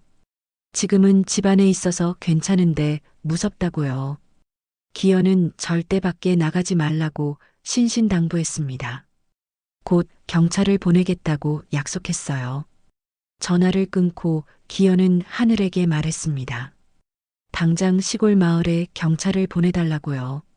하늘이 바로 지역 경찰서에 연락했습니다. 하지만 일요일 아침이라 인력이 부족하다는 답변이 돌아왔어요. 1시간 정도 걸릴 거라고 했죠. 1시간. 너무 긴 시간이었습니다. 기현은 초조했어요. 미정이 말했습니다. 일단 검찰청으로 가자고, 거기서도 도움을 요청할 수 있다고요. 세 사람은 서둘러 차에 올랐습니다. 검찰청으로 가는 길, 기현은 계속 뒤를 확인했습니다. 검은색 차 한 대가 따라오고 있었어요. 민상우의 사람들이 분명했죠. 하늘이 운전하며 속도를 높였습니다. 하지만 그 차도 따라왔어요. 신호등에서 멈춰 섰을 때였습니다. 옆 차선에 검은색 세단이 나란히 섰어요. 뒷좌석 창문이 내려가며 남자가 보였습니다. 민상우의 비서였죠. 그는 기현을 보며 목을 긋는 신용을 했어요. 명백한 위협이었습니다. 신호가 바뀌자 하늘이 급출발했습니다. 그 차를 따돌리려 했지만 쉽지 않았어요. 계속 뒤를 쫓아왔죠. 기현의 휴대폰이 또 울렸습니다. 이번엔 딸이었어요. 딸의 목소리는 공포에 질려 있었습니다. 집 밖에 낯선 남자가 서 있다고, 계속 집을 쳐다본다고 했어요. 기현은 딸을 진정시키며 말했습니다. 문을 잠그고 절대 밖에 나가지 말라고요. 경찰이 곧 도착할 거라고 안심시켰죠. 하지만 기현의 손은 떨리고 있었습니다. 민상우가 정말 가족에게 손을 대려는 거였어요. 기현은 결정해야 했습니다. 검찰청에 갈 것인가 아니면 가족을 위해 민상우에게 굴복할 것인가요? 검찰청이 눈앞에 보였습니다. 하늘이 주차장으로 차를 몰았어요. 그때 기현의 휴대폰으로 영상 파일이 도착했습니다. 발신자는 민상우였죠. 기현은 떨리는 손으로 영상을 재생했습니다. 화면에는 시골집이 보였어요. 그리고 집 앞을 서성이는 남자 둘이 찍혀 있었죠. 영상은 실시간이었습니다. 지금 이 순간 촬영되고 있는 거였어요. 민상우에게서 문자가 왔습니다. 짧은 문장이었어요. 지금 당장 회장실로 오라고, 안 오면 문을 부수고 들어간다고 협박했죠. 기현의 머릿속이 하얘졌습니다. 미정이 기현의 어깨를 잡았습니다. 검찰청에 들어가자고, 지금 신고하면 된다고 말했어요. 하지만 기현은 알고 있었습니다. 신고하고 경찰이 도착하기까지 시간이 걸린다는 걸요. 그 사이에 가족이 다칠 수도 있었죠. 기현은 차에서 내렸습니다. 하늘과 미정도 따라 내렸어요. 세 사람은 검찰청 건물을 바라봤습니다. 저 안에 들어가면 모든 게 시작될 거였어요. 하지만 동시에 가족이 위험해질 수도 있었죠. 기현이 입을 열었습니다. 혼자 가겠다고 말했어요. 민상우에게 가서 시간을 벌겠다고요. 그 사이에 하늘과 미정이 검찰에 신고하고 경찰을 시골집으로 보내면 된다고 했죠. 하늘이 반대했습니다. 너무 위험하다고, 민상우가 기현까지 해칠 수도 있다고 말했어요. 하지만 기현의 결심은 확고했습니다. 가족을 지키는 게 먼저였어요. 기현은 하늘에게 모든 증거 서류를 건넸습니다. USB도 함께요. 그리고 부탁했죠. 자신에게 무슨 일이 생기면 꼭 민상우를 잡아달라고요. 하늘의 눈에 눈물이 고였습니다. 미정도 기현의 손을 잡았습니다. 꼭 무사히 돌아오라고 말했어요. 기현은 고개를 끄덕였습니다. 하지만 확신은 없었죠. 기현은 혼자 차에 올랐습니다. 다운 빌딩으로 향했어요. 뒤를 돌아보니 하늘과 미정이 검찰청으로 뛰어들어가고 있었습니다. 기현은 안도했어요. 적어도 증거는 안전할 거였죠. 차를 몰며 기현은 생각했습니다. 이게 끊일 수도 있다고요. 민상우에게 가면 돌아오지 못할 수도 있었습니다. 하지만 가족을 지키기 위해서라면 기꺼이 감수할 거였어요. 기현은 핸들을 꽉 쥐며 다운 빌딩으로 달렸습니다. 모든 것이 무너지는 순간이었죠. 다운 빌딩에 도착했습니다. 기현은 차에서 내려 건물을 올려다봤어요. 높이 솟은 유리 건물이 먹구름 아래 차갑게 서 있었죠. 기현은 깊게 숨을 들이마셨습니다. 이게 마지막 일지도 몰랐어요. 로비로 들어갔습니다. 비서가 기다리고 있었어요. 무표정한 얼굴로 기현을 보더니 엘리베이터로 안내했죠. 두 사람은 침묵 속에서 최상층으로 올라갔습니다. 기현의 심장은 빠르게 뛰고 있었어요. 회장실 문이 열렸습니다. 민상우가 창가에 서 있었어요. 뒷짐을 진 채 서울 시내를 내려다보고 있었죠. 기현이 들어가자 천천히 돌아섰습니다. 승리자의 미소를 짓고 있었어요. 민상우가 말했습니다. 현명한 선택이라고요. 가족이 소중하다는 걸 아는 사람이라고 비아냥거렸죠. 기현은 대답하지 않고 민상우를 똑바로 바라봤습니다. 민상우는 소파를 가리키며 앉으라고 했어요. 두 사람이 마주 앉았습니다. 테이블 위에는 여전히 그 두툼한 봉투가 놓여 있었어요. 민상우가 봉투를 기현 쪽으로 밀었습니다. 10억 원이라고 가져가라고 말했죠. 기현은 봉투를 보지 않았습니다. 대신 민상우에게 물었어요. 가족을 풀어주느냐고요. 민상우는 웃으며 대답했습니다. 당연하다고, 약속은 지킨다고 말했죠. 하지만 그 눈빛에는 거짓이 가득했어요. 민상우가 휴대폰을 꺼냈습니다. 누군가에게 전화를 걸었어요. 짧게 지시했죠. 시골집에서 철수하라고요. 전화를 끊고 기현을 보며 말했습니다. 이제 가족은 안전하다고요. 기현은 안도했지만 동시에 절망했습니다. 이렇게 끝나는 건가요? 민상우의 범죄는 그대로 묻히고 수백 명의 노인들은 구제받지 못하는 건가요? 기현의 가슴이 무너지는 것 같았어요. 민상우가 계속 말했습니다.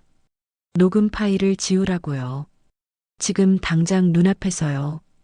기현은 주머니에서 휴대폰을 꺼냈습니다. 손이 떨렸어요.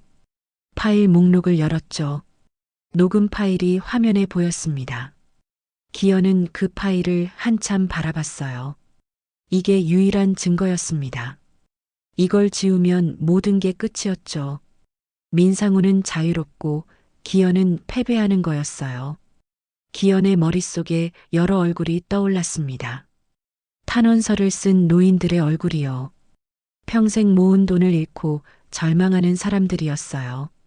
기현은 그들을 위해 싸워야 했습니다. 하지만 가족도 지켜야 했죠. 민상우가 재촉했습니다. 빨리 지우라고, 시간이 없다고 말했어요. 기현의 손가락이 삭제 버튼 위에 올려졌습니다. 떨리는 손가락이었어요. 그때 기현은 깨달았습니다. 자신이 40년 전 그 소년과 똑같아졌다는 걸요. 도시락을 뺏기고 울면서 집에 갔던 그 소년처럼 지금도 도망치려 하고 있었던 거예요. 하지만 이번엔 달랐습니다. 이번엔 혼자가 아니었어요. 하늘이 있었고 미정이 있었죠. 그들은 지금 검찰청에서 증거를 제출하고 있을 거였습니다. 기현은 시간만 벌면 됐어요. 기현이 손을 멈췄습니다. 민상우를 바라보며 물었어요. 정말 가족을 풀어줬냐고 확인하고 싶다고요. 민상우는 짜증스럽게 대답했습니다. 이미 철수 지시했다고, 빨리 지우라고 다그쳤죠. 기현은 천천히 말했습니다. 직접 확인하겠다고요. 아내에게 전화해서 안전한지 물어보겠다고 했어요. 민상우는 한숨을 쉬며 허락했습니다. 기현이 아내에게 전화를 걸었습니다. 벨이 울렸어요. 한참 후에 아내가 받았죠. 떨리는 목소리였지만 괜찮다고 말했어요. 검은 차가 떠났다고, 이제 안전하다고요. 기현은 안도의 한숨을 쉬었습니다. 정말 풀어준 거였어요. 전화를 끊고 민상우를 봤습니다. 민상우는 이제 지우라며 손짓했어요. 기현의 손가락이 다시 삭제 버튼으로 갔습니다. 이번엔 정말 눌러야 했어요. 기현은 눈을 감았습니다. 그리고 버튼을 눌렀죠. 파일이 삭제되었습니다. 화면에서 사라졌어요. 민상우는 만족스러운 표정을 지었습니다. 휴대폰을 자기에게 달라고 했어요. 확인하겠다고요. 기현이 휴대폰을 건넸습니다. 민상우는 꼼꼼히 확인했어요. 휴지통까지 뒤져서 완전히 삭제됐는지 확인했죠. 만족한 듯 고개를 끄덕이며 휴대폰을 돌려줬습니다. 민상우가 일어섰습니다. 이제 가도 좋다고, 봉투는 가져가라고 말했어요. 기현은 자리에서 일어났지만 봉투는 보지도 않았습니다. 민상우가 웃으며 말했죠. 현명한 선택이었다고, 앞으로도 조용히 살라고요. 기현은 회장실을 나왔습니다. 복도를 걸으며 무릎에 힘이 풀렸어요. 간신히 버티며 엘리베이터까지 갔죠. 문이 닫히자 기현은 벽에 기대 주저앉았습니다. 모든 게 끝난 것 같았습니다. 패배였어요. 민상우는 승리했고 기현은 무릎 꿇었죠. 40년 전처럼요. 엘리베이터가 내려가는 동안 기현은 눈물을 흘렸습니다. 로비에 도착했습니다. 기현은 비틀거리며 밖으로 나왔어요. 주차장으로 걸어가 차에 올랐죠. 시동을 걸었지만 어디로 가야 할지 몰랐습니다. 휴대폰이 울렸습니다. 하늘이었어요. 기현은 전화를 받았습니다. 하늘의 목소리가 들렸죠. 다급했지만 희망에 차 있었어요. 하늘이 말했습니다. 검찰이 움직이기 시작했다고요. 증거를 검토하고 있고 곧 체포영장을 신청할 거라고 했죠. 경찰도 시골집으로 출동했다고, 가족은 완전히 안전하다고 말했어요. 기현은 그제야 깨달았습니다. 자신은 지지 않았다는 걸요. 녹음 파일을 지웠지만 진짜 증거는 이미 검찰에 넘어가 있었어요. 기현이 한 일은 시간을 버는 것뿐이었죠. 하늘이 계속 말했습니다. 부국장님이 희생하는 동안 모든 게 준비됐다고요. 이제 민상우를 잡을 수 있다고 했죠. 미정도 방송 준비를 끝냈다고, 오늘 저녁 뉴스에 나간다고 말했어요. 기현의 눈에서 눈물이 멈췄습니다. 이번엔 기쁨의 눈물이었어요. 어둠 속에서 한 줄기 빛이 보이기 시작했습니다. 아직 끝나지 않았어요. 오히려 이제 시작이었죠. 기현은 시동을 다시 걸었습니다. 검찰청으로 향했어요. 하늘과 미정이 기다리고 있을 거였습니다. 함께 끝을 봐야 했죠. 기현의 얼굴에 다시 결연한 표정이 떠올랐습니다. 가장 어두운 순간을 지나 새로운 희망을 발견한 거예요. 검찰청에 도착했습니다. 기현은 차에서 내려 건물 안으로 뛰어들어갔어요. 하늘과 미정이 로비에서 기다리고 있었죠. 기현을 보자 두 사람이 달려왔습니다. 하늘이 기현을 꽉 안았습니다. 무사해서 다행이라고 말했어요. 미정도 기현의 손을 잡았죠. 걱정했다고, 정말 걱정했다고 말했습니다. 기현은 미안하다고, 그리고 고맙다고 대답했어요. 세 사람은 검찰청 3층 회의실로 갔습니다. 검사 2명이 기다리고 있었어요. 책상 위에는 기현이 준비한 모든 증거 서류가 펼쳐져 있었죠. 검사들은 심각한 표정으로 서류를 검토하고 있었습니다. 담당 검사가 기현에게 악수를 청했습니다. 용기 있는 행동이라고 칭찬했어요. 증거가 확실하다고, 곧 체포영장을 신청하겠다고 말했죠. 기현은 고개를 끄덕였습니다. 드디어 시작되는 거였어요. 검사가 물었습니다. 민상우를 만나고 왔냐고요. 기현은 그렇다고 대답했어요. 녹음 파일을 지웠다고 솔직하게 말했죠. 검사는 이해한다는 표정을 지었습니다. 가족을 지키기 위한 선택이었다고, 충분히 이해한다고 말했어요. 하지만 문제 없다고 했습니다. 이미 제출된 증거만으로도 충분하다고요. 차명 계좌 내역, 해외 송금 기록, 내부 회의록, 익명 제보자의 자료까지 모두 확보했다고 했죠. 기현은 안도했습니다. 검사가 계속 설명했습니다. 오늘 오후 4시에 영장을 신청할 거라고요. 법원에서 승인되면 바로 체포에 들어간다고 했죠. 늦어도 내일 아침이면 민상우를 구속할 수 있을 거라고 말했어요. 미정이 말했습니다. 방송국에서도 준비가 끝났다고요. 오늘 저녁 9시 메인 뉴스에 단독 보도한다고 했죠. 노인의료재단 사기 사건의 전모를 밝힐 거라고 말했어요. 기현은 감사했습니다. 이 모든 게 혼자서는 불가능했을 거예요. 하늘과 미정, 검사들, 그리고 익명의 제보자까지 모두의 힘이 모여 민상우를 잡을 수 있게 된 거였죠. 오후 1시였습니다. 검사들은 영장 신청 준비로 바빠졌어요. 기현과 하늘, 미정은 회의실을 나왔습니다. 근처 식당으로 가서 늦은 점심을 먹었어요. 하지만 긴장 때문인지 음식이 잘 넘어가지 않았죠. 미정이 물었습니다. 민상우가 뭐라고 했냐고요.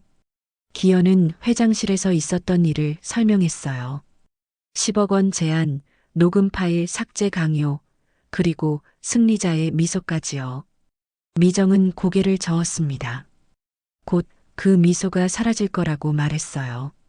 하늘이 휴대폰을 확인했습니다. 뉴스 알림이 떴어요.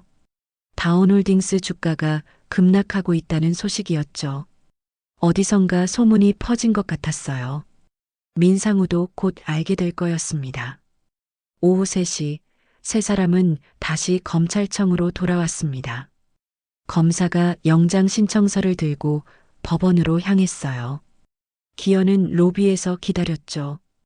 1시간이 금방 지나갔습니다. 오후 4시 30분 검사에게서 연락이 왔습니다. 영장이 발부됐다고요. 법원이 긴급성을 인정해서 즉시 승인했다고 했죠. 이제 체포작전에 들어간다고 말했어요. 경찰이 움직이기 시작했습니다. 형사 6명이 다운빌딩으로 출동했어요. 기현도 함께 가겠다고 했죠. 검사는 위험할 수 있다고 말렸지만 기현은 고집했습니다. 끝까지 보고 싶다고 했어요. 4대의 차가 다운빌딩으로 향했습니다. 기현은 검사와 같은 차에 탔어요. 긴장되지만 동시에 후련했습니다. 드디어 끝나는 거였죠. 오후 5시 다운빌딩 앞에 도착했습니다. 형사들이 먼저 건물 안으로 들어갔어요. 기현과 검사도 뒤따라 들어갔죠. 엘리베이터를 타고 최상층으로 올라갔습니다. 회장실 앞에 섰습니다. 형사가 문을 두드렸어요. 안에서 대답이 없었죠. 형사가 다시 두드리며 경찰이라고 밝혔습니다. 그제야 문이 열렸어요. 민상우의 비서가 나왔습니다. 당황한 표정이었어요. 무슨 일이냐고 물었죠.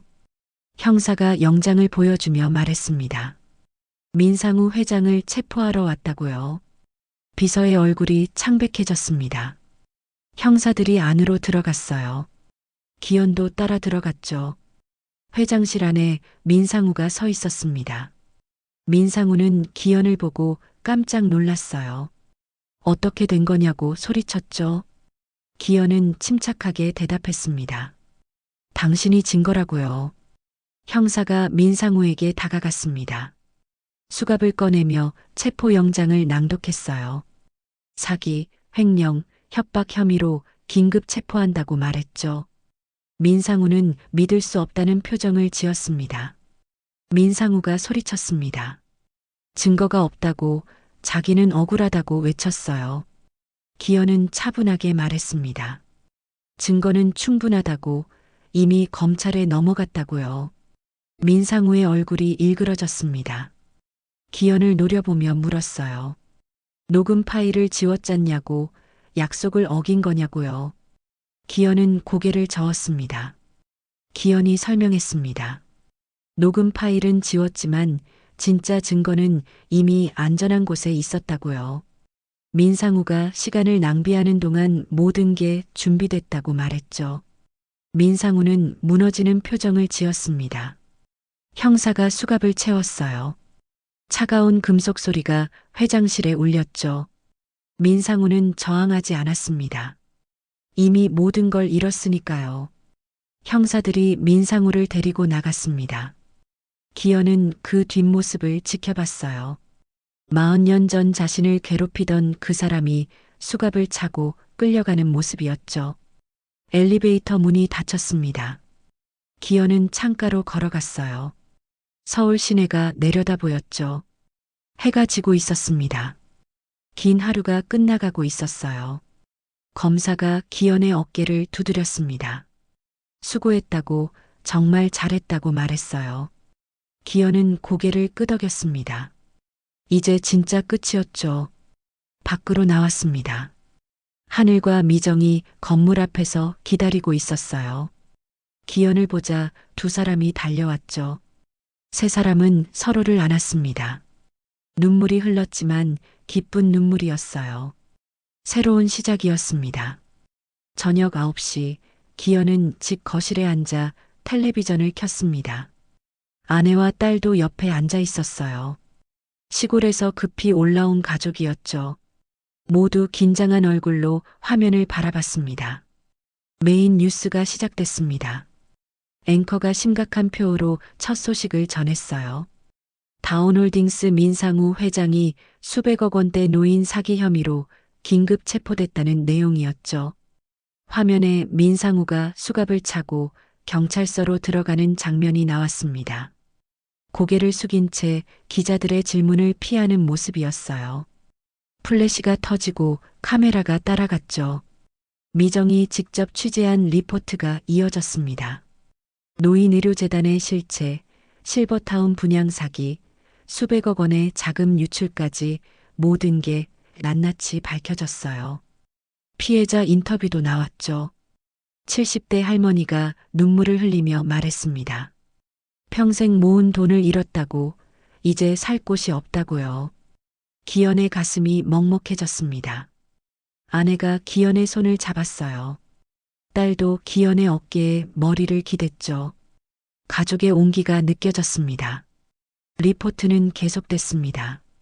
금융감독원의 철저한 조사, 익명 제보자의 용기, 그리고 검찰의 신속한 대응까지 설명했어요. 미정은 말했습니다. 정의는 늦을 수 있지만 반드시 승리한다고요. 뉴스가 끝났습니다. 기현은 텔레비전을 끄고 창밖을 바라봤어요. 서울의 야경이 빛나고 있었죠. 아름다운 밤이었습니다.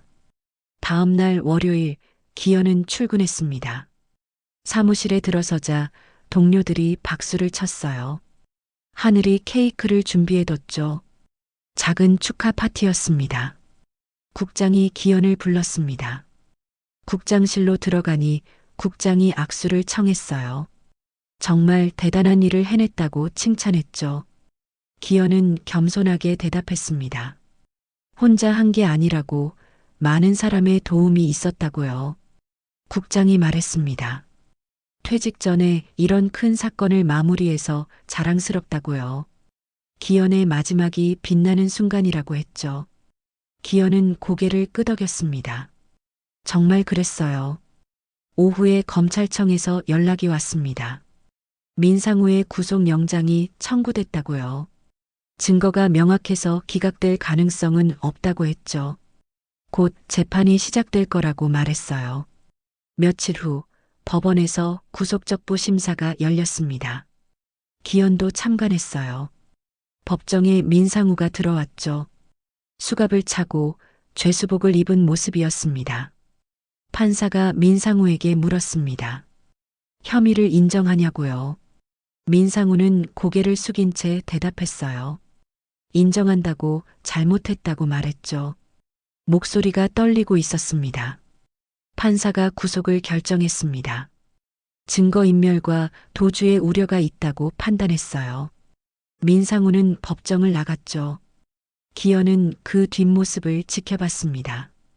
이제 정말 끝이었어요. 일주일 후 피해자 설명회가 열렸습니다.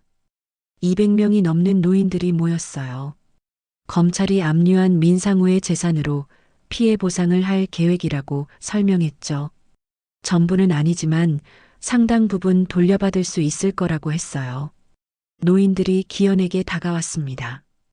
고맙다고, 정말 고맙다고 말했어요. 악수를 청하고 절을 하는 사람도 있었죠. 기현은 민망했지만 감동받았습니다. 이 일을 한 보람이 느껴졌어요. 한 할머니가 기현의 손을 꽉 잡았습니다. 눈물을 흘리며 말했어요. 덕분에 다시 살 희망이 생겼다고요. 기현도 눈물이 났습니다. 할머니를 안아주며 괜찮을 거라고 위로했어요. 2개월이 흘렀습니다. 민상우의 재판이 시작됐어요. 기현은 증인으로 출석했죠. 증언대에 서서 모든 걸 설명했습니다. 어떻게 사건을 알게 됐는지, 어떻게 증거를 수집했는지요. 변호사가 물었습니다. 왜 이 일을 시작했냐고요. 기현은 잠시 생각하다 대답했어요. 정의를 실현하기 위해서라고, 피해자들을 돕기 위해서라고 말했죠. 그리고 덧붙였습니다. 자신도 한때 피해자였다고요. 재판부가 기현의 증언을 경청했습니다. 판사가 고개를 끄덕이며 기록했어요. 기현은 증언대에서 내려왔죠. 민상우와 눈이 마주쳤습니다. 민상우는 고개를 돌렸어요. 3개월 후 판결이 나왔습니다. 민상우는 징역 12년을 선고받았어요. 사기, 횡령, 협박 모든 혐의가 인정됐죠. 법정에서 민상우는 눈물을 흘렸습니다. 하지만 이미 늦었어요. 기현은 법원을 나서며 하늘을 올려다봤습니다. 맑은 겨울 하늘이었어요. 구름 한 점 없이 파란 하늘이었죠. 기현은 깊게 숨을 들이마셨습니다. 공기가 상쾌했어요. 퇴직식 날이 다가왔습니다. 2026년 1월 31일이었어요. 기현의 마지막 근무일이었죠. 동료들이 모여 작별 인사를 했습니다. 꽃다발과 선물을 받았어요. 하늘이 기현에게 편지를 건넸습니다. 기현은 나중에 읽겠다고 주머니에 넣었어요. 하늘은 기현을 안았죠. 정말 많이 배웠다고, 평생 기억하겠다고 말했어요. 미정도 찾아왔습니다. 방송국을 대표해서 감사패를 전달했어요. 기현의 용기가 많은 사람에게 희망을 줬다고 말했죠. 기현은 겸손하게 받았습니다. 저녁에 가족과 함께 외식을 했습니다. 아내와 딸이 축하한다고 말했어요. 이제 편히 쉬라고, 하고 싶은 일하며 살라고 했죠. 기현은 웃으며 고개를 끄덕였습니다. 집으로 돌아와 서재에 앉았습니다. 하늘의 편지를 꺼내 읽었어요. 편지에는 감사의 말과 존경의 마음이 담겨 있었죠. 마지막 문장이 기현의 마음을 울렸습니다. 부국장님 덕분에 정의가 무엇인지 배웠습니다. 저도 부국장님처럼 살겠습니다. 기현은 편지를 가슴에 안았습니다. 눈물이 흘렀지만 행복한 눈물이었어요. 40년의 여정이 이렇게 끝나는 거였습니다. 아름다운 마무리였죠. 2026년 봄 4월이었습니다. 벚꽃이 만개한 화창한 날이었어요. 기현은 아내와 함께 공원을 산책하고 있었죠. 퇴직 후 석 달이 지난 시점이었습니다. 공원 벤치에 앉아 쉬었습니다. 아내가 도시락을 꺼냈어요. 김밥과 샌드위치였죠. 기현은 김밥 하나를 집어들었습니다. 입에 넣으며 웃었어요. 아내가 물었습니다. 왜 웃냐고요? 기현은 대답했어요. 이제 아무도 도시락을 뺏어가지 않는다고, 그게 좋다고 말했죠. 아내도 웃었습니다. 기현의 손을 꽉 잡아줬어요. 휴대폰이 울렸습니다. 하늘에게서 온 문자였어요. 오늘 노인의료재단 피해자들에게 첫 번째 보상금이 지급됐다는 소식이었죠. 기현은 미소를 지었습니다. 좋은 소식이었어요. 또 다른 문자가 왔습니다. 미정이었어요. 방송국에서 특집 다큐멘터리를 제작 중인데 인터뷰를 요청하는 내용이었죠. 기현은 생각해보겠다고 답장했습니다. 공원을 걸으며 기현은 주변을 둘러봤습니다. 아이들이 뛰어놀고 있었어요. 노인들은 벤치에 앉아 담소를 나누고 있었죠. 평화로운 풍경이었습니다. 그때 한 할머니가 기현에게 다가왔습니다. 낯익은 얼굴이었어요. 피해자 설명회에서 봤던 그 할머니였죠. 손을 내밀며 인사했습니다. 할머니가 말했습니다. 덕분에 보상금을 받았다고, 새로 살 곳을 구할 수 있게 됐다고요. 눈물이 글썽거렸지만 행복한 눈물이었어요. 기현도 할머니의 손을 잡았습니다. 할머니가 계속 말했어요. 부국장님은 우리의 은인이라고, 평생 잊지 않겠다고 했죠. 기현은 겸손하게 대답했습니다. 당연한 일을 했을 뿐이라고요. 할머니는 손을 흔들며 떠났습니다. 기현은 그 뒷모습을 지켜봤어요. 가슴이 따뜻해졌습니다. 이 일을 정말 잘했다는 확신이 들었죠. 공원을 나와 집으로 향했습니다. 걸으며 기현은 생각에 잠겼어요. 40년 전 그 소년이 떠올랐죠. 도시락을 뺏기고 울면서 집에 갔던 소년이요. 그 소년은 이제 없었습니다. 대신 정의를 실현한 남자가 있었어요. 두려움을 이겨낸 남자가 있었죠. 기현은 자랑스러웠습니다. 자기 자신이요. 집에 도착해서 서재로 갔습니다. 책장에서 오래된 앨범을 꺼냈어요. 중학교 졸업 사진이 있었죠. 기현은 그 사진을 한참 바라봤습니다. 사진 속 소녀는 수줍게 웃고 있었습니다. 작고 여린 모습이었어요. 하지만 이제는 달랐죠. 기현은 그 소년에게 말하고 싶었어요. 잘 견뎠다고, 결국 이겼다고요. 앨범을 덮고 창밖을 바라봤습니다. 벚꽃이 바람에 흩날리고 있었어요. 아름다운 광경이었죠.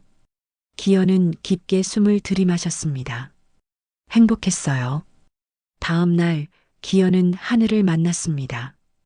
오랜만에 점심을 함께 먹기로 했어요. 식당에서 하늘이 소식을 전했죠. 승진했다고요. 기현은 축하한다며 하늘의 손을 잡았습니다. 하늘은 부국장님 덕분이라고 말했어요.